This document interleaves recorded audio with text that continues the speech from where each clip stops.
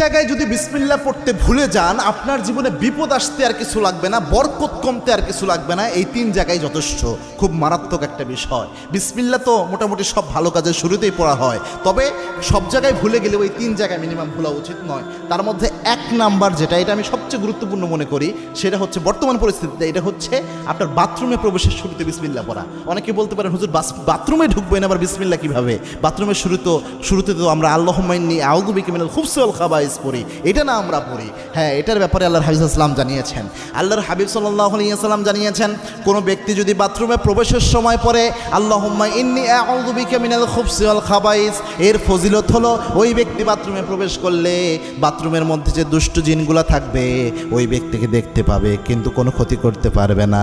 কিন্তু কোনো ব্যক্তি যদি বিসমিল্লাহ লাগিয়ে দিতে পারে, বিসমিল্লাহি আল্লাহুম্মা ইন্নী আউযু বিকা মিনাল খুবসি ওয়াল খাবাইস, এই বিসমিল্লাহ সহ যদি দোয়াটা পড়তে পারে,